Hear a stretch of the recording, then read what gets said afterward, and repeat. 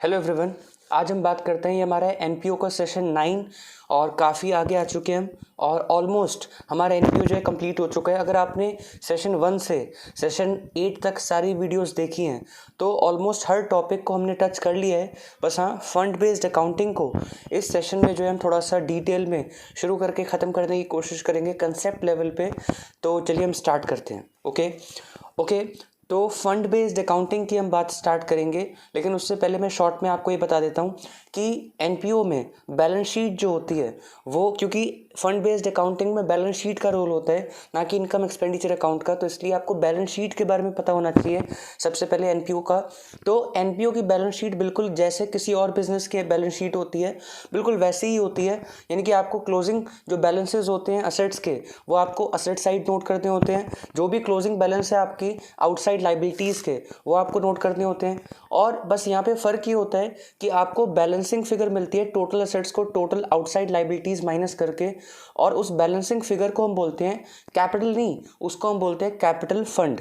तो यहाँ पे एक तरह से कैपिटल फंड वो अमाउंट होता है जो एनपीओ के पास है जिसको वो किसी भी पर्पस के तौर पे जो है यूज़ कर सकते हैं। तो कैपिटल फंड वो अमाउंट होता है जो एनपीओ के पास है सारी आउटसाइड लाइबिलिटीज़ को एक तरह से जो है रिमूव करने के बाद जितने भी हमारे टोटल असेट्स हैं बचे हुए, जो एक तरह से नेट एसेट्स हैं, उसको मैं कैपिटल फंड बोलता हूँ। और कैपिटल फंड अपने आप में बिल्कुल कैपिटल जैसे ही कुछ है, लेकिन एग्जैक्टली कैपिटल नहीं बोलते, क्योंकि यहाँ पे एनपीओ में जितने भी लोगों ने फंड्स जो एक तरह से या पैसे जो कंट्रीब्यूट किए हैं दिए हैं तो वो ओनर्स नहीं बन जाते हैं, तो इसलिए टेक्निकली हम कैपिटल नहीं बोलते हैं इस अमाउंट को। लेकिन हाँ, total assets minus total liabilities जो आउटसाइडर्स के प्रति लाइबिलिटीज़ हैं, ये टोटल आउटसाइड लाइबिलिटीज़ माइनस करके जो हमें जो मिलता है बैलेंसिंग फिगर उसको हम बोलते हैं कैपिटल फंड। ठीक है,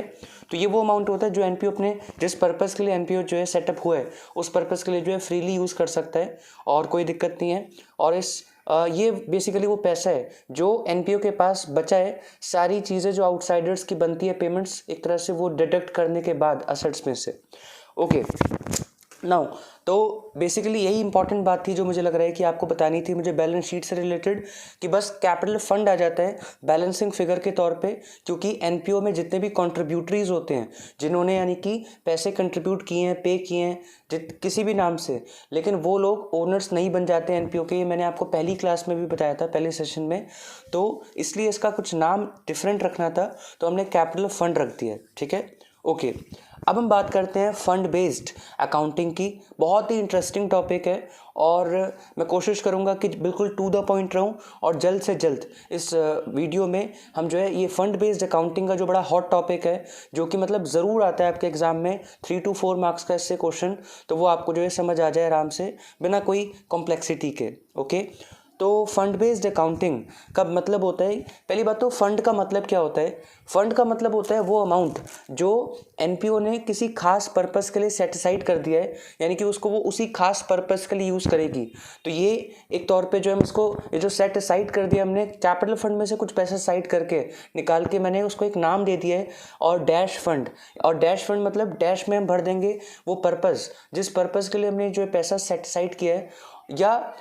उस चीज़ को भी हम फंड बोलते हैं जो भी हमें टाइम टू टाइम डोनेशंस मिलती हैं, लेकिन डोनेशन देने वाला आपको जो है कंडीशन बताता है, एक पर्पस बताता है, और केवल उस पर्पस के लिए ही, जो उस स्पेशल पर्पस को पूरा करने के लिए ही वो जो पैसा वो दे रहा है, डोनेशन दे रहा है, आपको वो पैसा जो है यूज़ करना है। तो उसको भी, क्योंकि ये डोनेशन कोई जनरल डोनेशन नहीं है जिसको एनपीओ की मैनेजमेंट किसी भी पर्पस के लिए यूज़ कर सकती है, वो उसी पर्पस के लिए यूज़ होगा जिस पर्पस के लिए स्पेसिफाई करते हुए जो है डोनर ने दिया है वो अमाउंट। तो इस अमाउंट को भी जो आपको टाइम टू टाइम मिलता है लेकिन एक कंडीशन के साथ कि कहाँ यूज़ करना है वो बता रहा है डोनर, तो वो भी जो है हम कैपिटल फंड में नहीं डालते, एक तरह से उसको मैं फंड बोलता हूँ। और उसको भी हम जो है एक तरह से उसकी अकाउंटिंग जो है सेपरेटली जो है शो करते हैं बैलेंस शीट के लाइबिलिटी साइड। तो कैपिटल फंड जब मैं बोलता हूँ ना तो इसका मतलब होता है ये पैसा एनपीओ का है जिसको वो किसी भी पर्पस के लिए यूज़ भी कर सकती है, ऑब्वियसली वही पर्पस जो एनपीओ का जिसके लिए एनपीओ सेटअप की गई है, लेकिन उसके अलावा कोई कंडीशन नहीं है। लेकिन हाँ,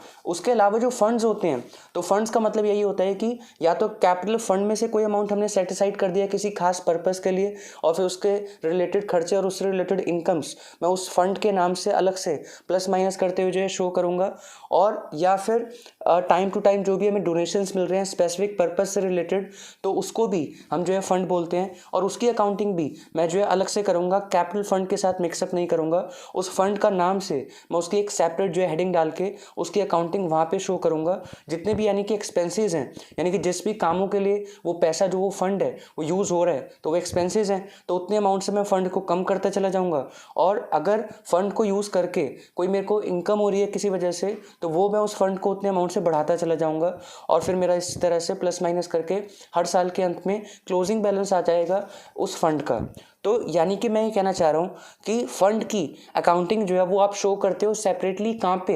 बैलेंस शीट लाइबिलिटी साइड, ठीक है। क्योंकि एक तरह से जो भी ये अमाउंट होता है जिसको आप एक खास पर्पस के लिए सेट असाइड कर रहे हो या मिला ही आपको खास पर्पस के लिए है, तो इसको आप अलग से शो करना चाहते हो कि उसको आपने यूज़ कैसे किया या उसको यूज़ करके क्या क्या इनकम आपने अर्न की, तो वो सारी अकाउंटिंग मैं सेपरेटली शो करना चाहता हूँ। तो फंड से रिलेटेड इनकम एक्सपेंस, मैं एक बात आपने ये नोटिस की होगी कि फंड से रिलेटेड इनकम एक्सपेंस मैं लाइबिलिटी साइड में ही प्लस माइनस करके शो करता हूँ, लेकिन और इसको इनकम एक्सपेंडिचर अकाउंट में डेबिट क्रेडिट नहीं करता, ठीक है। तो आई थिंक कि बहुत मैंने जो है अलग अलग तरीक़ों से रिपीट करके आपको समझा दिया है। अगर अभी भी आपको कोई डाउट हो मीनिंग में फ़ंड का या उसका अकाउंटिंग कैसे करते हैं हम, तो जितना भी मैंने अभी तक बताया उसमें अगर आपको डाउट हो तो आप मुझसे पूछ सकते हैं कमेंट सेक्शन में। और मैं एक बार रीड कर देता हूँ बुक से, और मैं फ़ोटो भी चला दूँगा, यहाँ पे दिखा दूँगा आपको स्क्रीन पे। तो ऐसा करते एक बार मैं रीड करता हूँ जो बेसिकली एक जो 2 इंपॉर्टेंट लाइन लिखी हैं और जो एग्जाम्पल्स दे रखे हैं जो जनरली आपको क्वेश्चंस में दिखेंगे क्लास 12th में, ठीक है। तो लिखा है कि कोशिश करना आप भी साथ साथ रीड करना अपनी बुक, अगर आपके पास टीएस ग्रे वाला तो उससे देख के। लिखा है कि फंड मीन्स अमाउंट रिसीव्ड और set aside by or not for profit organisation for a specific purpose. Fund amount along with the income earned on the fund can not be used for purposes other than those for which it is received और set aside. यानी कि वो fund का amount उसी purpose के लिए use किया जाएगा जिसके लिए उसको सेट असाइड किया गया है, यानी कि कैपिटल फंड से निकाला गया है, और या फिर जिस पर्पस के लिए बेसिकली वो अमाउंट आपको जो है फ्रेशली मिलाएगा तो उसी पर्पस के लिए यूज़ होगा। यानी कि जो भी उस काम से रिलेटेड जिस काम से रिलेटेड आपको फंड मिला है उससे रिलेटेड जो इनकम्स और एक्सपेंसेस चार्ज करोगे वो उसी काम से रिलेटेड होनी चाहिए, तो ही आप उसको जो है फंड में ऐड या माइनस करोगे, ठीक है। ओके, यानी कि वो फंड जो स्पेसिफिक फंड है वो उसी काम के लिए यूज़ होगा और किसी जनरल पर्पस के लिए नहीं, ठीक है। ओके, फिर लिखा है कि डोनेशंस रिसीव्ड और funds set aside for specific purposes are credited to a separate fund account. Basically एक हेडिंग डाल देते हैं हम लाइबिलिटी साइड बैलेंस शीट में, और फिर सिंपली जो भी अमाउंट है स्टार्टिंग में वो लिखते हैं, और उसके बाद कोई इनकम राइज होती है उस फंड को यूज़ करते हुए तो वो प्लस कर देते हैं, और कोई एक्सपेंसेस अगर जो है हम इस साल को जो है बिलोंग करते हैं जो कि उस फंड को जो है जिस पर्पज़ के लिए फ़ंड है उससे रिलेटेड कोई भी एक्सपेंस राइज हुआ है तो उसको उतने अमाउंट से यानी कि फ़ंड हम डिक्रीज़ करना चाहते हैं तो वो एक्सपेंसेस माइनस कर देते हैं और हमारे पास क्लोजिंग बैलेंस आ जाता है फंड का। तो यहाँ पे वही बात लिखी है, और इसी को फंड बेस्ड अकाउंटिंग कहते हैं, जो कि एनपीओ में ही दिखती है आपको, बाकी और भी जगह दिख सकती है, लेकिन क्लास 12th की अगर मैं बात करूं तो फंड बेस्ड अकाउंटिंग आपको जो है इसी चैप्टर में बस जो है पूरी 12th में दिखेगी। और सिंपली इसका मतलब बस ये है कि आप एक खास अमाउंट जो आपको रिसीव हुआ है, जो आपने सेट असाइड किया है, उससे रिलेटेड अकाउंटिंग सारी की सारी आप balance sheet liability side show करोगे। वो अमाउंट वो फंड बढ़ेगा किसी इनकम की वजह से या वो घटेगा किसी एक्सपेंस की वजह से, जिस पर्पस के लिए फंड मिला उससे रिलेटेड इनकम्स और एक्सपेंसेस को आप उसी में ही प्लस माइनस करोगे, और कोई भी खास बात नहीं है, बहुत सिंपल कंसेप्ट है, ठीक है। ओके, और एग्जांपल दे रखे हैं। अच्छा, एक बात और लिख रखी है कि ताकि मिक्सअप ना हो, हौच पौच ना हो, तो जो भी आप फंड सेट असाइड कर रहे हो, जो भी आपको डोनेशन मिला है किसी खास पर्पस के लिए, तो वो आप एक सेपरेट बैंक अकाउंट में ही रखते हो, ताकि आपका जो है जो मेन पैसा है जिसको आप किसी भी पर्पस के लिए यूज़ कर सकते हो वो मिक्स ना हो फंड के पैसे के साथ। तो फंड की अकाउंटिंग सेपरेट चलती रहे एक्चुअली भी, तो उसके लिए हम सेपरेट बैंक अकाउंट में वो जो है फंड का पैसा जो हम सेट असाइड कर रहे हैं, जो हमें मिला है स्पेसिफिक डोनेशन, उसको हम सेपरेट बैंक अकाउंट में ही रखते हैं, ठीक है। तो अगर आप थ्योरी क्वेश्चन अगर आता है तो ये भी जो है एक्सप्लेनेशन का पार्ट बनाते हुए लिख सकते हो। और उसके बाद जो है लिख रखा है, एग्जाम्पल्स दे रखे हैं कि किस किस तरह के एग्जाम्पल्स आपको दिख सकते हैं क्वेश्चंस में। तो building fund, library fund, sports fund, prize fund, तो ये सारे एग्जांपल्स हैं जो कि आपको दिख सकते हैं अपने एक्चुअल जो आपके न्यूमेरिकल्स आएंगे इस चैप्टर से फंड बेस्ड अकाउंटिंग से रिलेटेड, तो वो जो है इसी नाम से जो है जनरली आपको जो है डोनेशन मिलेगी, स्पेसिफिक डोनेशन मिलेगी इन काम से रिलेटेड। तो आप लाइबिलिटी साइड जाके हेडिंग डाल के फंड खोल दोगे और फिर ड्यूरिंग द ईयर जो भी आपको इन्फॉर्मेशन दे रखी है तो इनकम प्लस कर दोगे और एक्सपेंसेस माइनस कर देंगे और क्लोजिंग बैलेंस आ जाएगा फंड का, यानी कि साल के आखिरी दिन वो फंड जो है कितना बचा है। ठीक है, ओके। तो यहाँ तक की बात इंपॉर्टेंट थी। अगर यहाँ तक मैं फिर कह रहा हूँ, अगर आपको डाउट आ रहा है तो आप पूछ सकते हैं, कोई दिक्कत नहीं है, और मैं दोबारा किसी और तरीके से फिर जो है समझाने की कोशिश करूँगा। अल्टीमेट पर्पज़ है कि आपको समझ आ जाए, और ज़रूरी नहीं कि हर बच्चे को पहली बार में ही जो मैं समझा रहा हूँ तो एकदम से 5 मिनट में क्लिक हो जाए। तो क्लिक होने वाली बात भी होती है कि एकदम से आपको समझ आ गया तो आ गया, नहीं तो कई बार 2 या 3 अटैम्प्ट लग सकते हैं आपको 2-3 बार में रीड करके या 2-3 बार सुन के दोबारा से इस वीडियो को, हो सकता है कि तब आपको समझ आए। तो एक बार ये ज़रूर ट्राई करना कि अगर आप जो है लगता है कि आपको कुछ चीज़ें मिस हो गई हैं, मैं बहुत जल्दी बोल रहा था, तो आप चाहे स्लो में या रिपीट करके इस वीडियो को देखना है यहाँ तक की, तो आपको फंड बेस्ड अकाउंटिंग के बारे में सब कुछ जो है रिवाइज हो जाएगा और चीज़ें जो है समझ आने लग जाएंगी जब आप उसी वीडियो को कई बार जब दोबारा देखते हो। ठीक है, ओके। अब मैं आपको जो है फ़ोटो दिखा दूंगा, और इसमें जैसे स्पोर्ट्स फंड का एग्जांपल दे रखा है, तो ओपनिंग बैलेंस यानी कि जो साल की शुरुआत में हमारे पास फंड था, चाहे मिला हो या पिछले साल का अंत होते हुए जो भी क्लोजिंग बैलेंस था पिछले साल का, तो वो इस साल का ओपनिंग बैलेंस है। और उसमें इस साल के दौरान कोई और फर्दर डोनेशन आई है इस पर्पज़ से रिलेटेड, तो वो आप ऐड कर दोगे। कोई इंटरेस्ट आपने अर्न किया इस फंड के अमाउंट को इन्वेस्ट करके, तो वो आप इसमें ऐड कर दोगे। और एक्सपेंसेस अगर होते हैं इस फंड को जिस पर्पज़ के लिए यूज़ करना है उस पर्पज़ से रिलेटेड जो भी, जैसे जैसे आप फंड यूज़ करोगे तो एक्सपेंसेस राइज होंगे, तो उसको आप उतने यानी कि एक्सपेंसेस जो हैं वो माइनस कर दोगे, फंड को रिड्यूस कर दोगे, और आपका जो है क्लोजिंग बैलेंस आ जाएगा जो कि लाइबिलिटी साइड बैलेंस शीट में दिखता रहेगा। ठीक है, ओके। एक बात और है, बहुत इंपॉर्टेंट बात है, सुनना। इसमें मैंने शॉर्ट्स भी बना रखा है शायद, लेकिन ये ध्यान से अब सुनना आप। अगर सपोज टोटल जो पॉजिटिव बैलेंस आया है, opening balance plus donation during the year जो आपको रिसीव हुई है उस फंड से रिलेटेड, और उसके अलावा जो इनकम्स हैं, इन सबको प्लस करके सपोज आपका जो अमाउंट बन रहा है वो हो रहा है 1,10,000, और लेकिन जो एक्सपेंसेस हो गए हैं उस पर्पज़ के लिए जिस पर्पज़ से रिलेटेड आपका फंड है वो 1,10,000 या उससे कम है तो कोई दिक्कत नहीं है, क्योंकि फंड जीरो पे या कोई ना कोई पॉजिटिव बैलेंस पे क्लोज हो जाएगा। लेकिन दिक्कत तब होगी, आपको डाउट तब अराइज होगा अगर आपके खर्चे जो अवेलेबल आपका पास फंड है सब कुछ सारे पॉजिटिव बैलेंस प्लस करके, अगर आपके खर्चे उससे भी ज़्यादा हों तो क्या होगा। यानी कि फॉर एग्जांपल आपका फंड ओपनिंग बैलेंस, डोनेशंस और इनकम्स ये सारा प्लस करके 1,10,000 आया, आपके खर्चे अगर सपोज 1,20,000 के हैं, तो ये जो एक्स्ट्रा 10,000 है, ये जो खर्चे हैं आपके, इसका क्या करें। तो पहली बात तो इसको हम फंड को माइनस में नहीं ले जा सकते कभी, फंड या तो जीरो होगा या पॉजिटिव होगा। तो इसलिए हम क्या करेंगे, एक्सपेंसेस 1,10,000 तो यहाँ पे हम यूज़ कर ही सकते हैं, उतने से तो रिड्यूस कर ही सकते हैं फंड को, तो 1,10,000 एक्सपेंसेस यहाँ शो कर देंगे और फंड हमारा जीरो पे आ जाएगा। और बाकी जो एक्स्ट्रा खर्चे हैं आपके 10,000 के, वो आप शो करते हो नॉर्मल खर्चों की तरह साल के अंत में जब आप इनकम एक्सपेंडिचर अकाउंट बनाते हो। तो ये जो एक्स्ट्रा खर्चे हैं इसको आप फंड के साथ रिलेट नहीं कर पा रहे हो, तो इसलिए आप उसको सिंपली डेबिट कर देते हो बाकी खर्चों की तरह इनकम एक्सपेंडिचर अकाउंट में। तो 10,000 रुपये हमारा जो एक्स्ट्रा खर्चा है जिसको मैं फंड से कहीं ना कहीं विड्रॉ नहीं कर पा रहा हूँ, यूज़ नहीं कर पा रहा हूँ क्योंकि फंड खत्म हो गया है 1,10,000 पे ही, तो एक्स्ट्रा जो है 10,000 है जो खर्चा है आपका, वो आप जर्नल खर्चों की तरह ट्रीट करोगे और आपका जो है डेबिट हो जाएगा ये अमाउंट 10,000 किसमें, इनकम एक्सपेंडिचर अकाउंट में डेबिट हो जाएगा। ठीक है,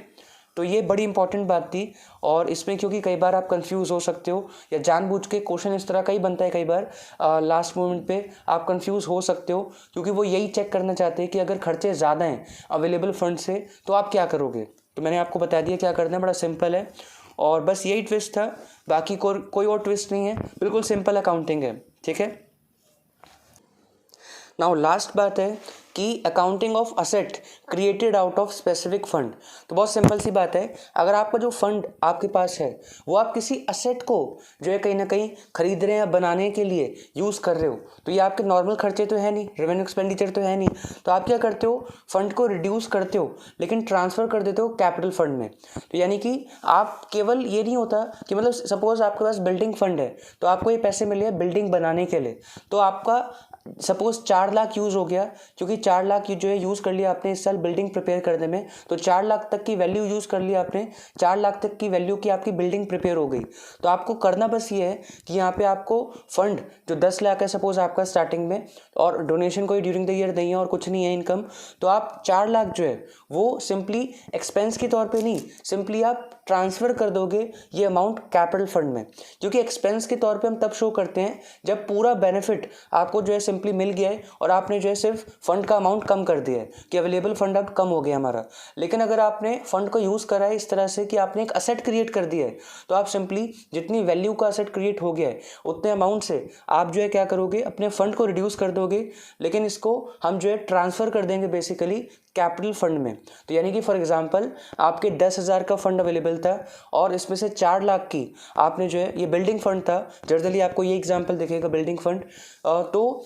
10 लाख का बिल्डिंग फंड आपके पास अवेलेबल था और अब आपने during the year 4 lakh use कर लिया बिल्डिंग को कंस्ट्रक्ट करवाने में, इरेक्ट करवाने में। तो ये जो 4 लाख है ये नॉर्मल एक्सपेंसेस की तरह नहीं, इसको आप माइनस तो करोगे पर वहाँ लिखोगे ट्रांसफ़र टू कैपिटल फंड, और ये जो 4 लाख है बेसिकली ट्रांसफ़र कर दिया आपने कैपिटल फंड में, तो कैपिटल फंड में ये 4 लाख जो है आप ऐड कर दोगे। और असेट साइड क्या हो जाएगा कि एक तरह से कैश आपका 4 लाख यूज़ हो गया, तो कैश 4 लाख एक तरह से कम हो जाएगा और 4 लाख का आपका बिल्डिंग नाम का असेट बन जाएगा। तो ये दोबारा से एक बार सुन लेना मैंने क्या कहा है। क्रक्स ये है कि अगर आपने फंड को यूज़ किया है किसी असेट को क्रिएट करने के लिए या किसी असेट को परचेज करने के लिए, तो वो असेट बना है तो उसका फ़ायदा भी आपको कई टाइम तक मिलेगा। तो इसलिए जितनी भी वैल्यू आपने यूज़ करी है फंड की किसी असेट को बनाने के लिए, तो उतनी वैल्यू आप सिंपली ट्रांसफ़र कर दोगे कैपिटल फंड में। और तो ये तो हो जाएगा लाइबिलिटी साइड। और असेट साइड क्या हो रहा होगा, आपका कैश क्योंकि 4 लाख आपने सपोज यूज़ कर लिया,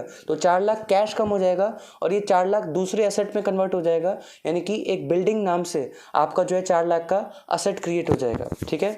तो मैंने आई होप कि जो है ये चीज़ समझा दी है, और ये बड़ा इंपॉर्टेंट पॉइंट था ये भी एक तरह से। तो एक्सपेंसेस वाला पॉइंट इंपॉर्टेंट था कि अगर एक्सपेंसेस ज़्यादा हो जाएं तो क्या होगा, और दूसरी बात अगर आप फंड को यूज़ कर रहे हो किसी असेट को एक्वायर करने में या उसको बनवाने में, तो जितने अमाउंट का असेट क्रिएट होता जा रहा है तो उसका फिर हम करेंगे क्या, शो कैसे करेंगे उसको, तो सिंपली उतना अमाउंट हम फंड से निकाल के कैपिटल फंड में डाल देंगे। ठीक है, ओके। तो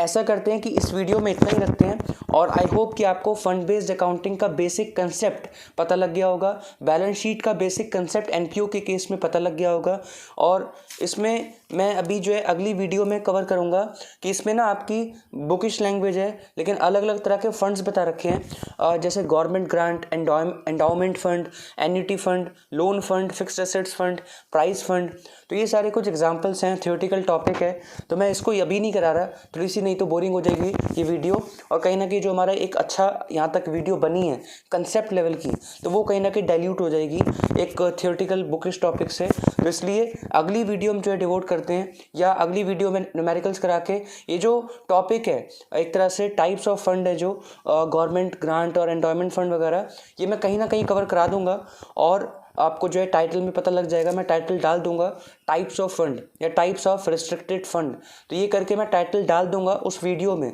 जिसमें मैं ये government grant, endowment fund, annuity fund वगैरह का मतलब आपको बता दूंगा। तो थियोरेटिकल टॉपिक है तो इसको अभी नहीं करते, इसको किसी और वीडियो में कवर करूंगा, और टाइटल में आपको दिख जाएगा types of restricted fund, title डालूंगा। तो और ये जो वीडियो बनी है इसमें हमने जो है क्या कवर कर लिया, फंड बेस्ड अकाउंटिंग के सारे कंसेप्ट्स कवर कर लिए एग्जांपल्स के थ्रू, और आई होप कि आपको समझ आ गया होगा। लेकिन कोई भी डाउट हो तो आप जो है मुझसे पूछ लेना। हमारा व्हाट्सएप ग्रुप है जिसमें आप क्लास 12th के जितने भी आपके अकाउंट्स रिलेटेड डाउट्स हैं तो वो आप जो है डाल सकते हैं, और रियल टाइम में यानी कि उसी दिन कोशिश करेंगे कि हम उस डाउट को सॉल्व कर दें। तो एक बार ज़रूर आप उस ग्रुप को भी ज्वाइन कर लेना, आपको डिस्क्रिप्शन में उसका लिंक मिल जाएगा। और सबसे बड़ी मदद जो हो सकती है वो आप ये कर सकते हैं कि अगर आपको हमारी वीडियो अच्छी लगी तो आप शेयर कर सकते हैं इसको अपने फ्रेंड्स के साथ, बेसिकली उन सभी के साथ जिनको इस वीडियो से हेल्प मिल सकती है। So thank you so much, मिलते हैं हम अगली वीडियो में।